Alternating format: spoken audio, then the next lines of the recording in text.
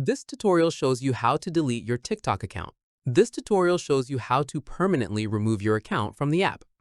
First, open the TikTok app. Tap Profile in the bottom right. After that, tap the three lines in the top right. From there, tap Settings and Privacy. At this point, tap Account. In the next step, tap Deactivate or Delete Account. Following this, tap Delete Account. Once done, tap Continue.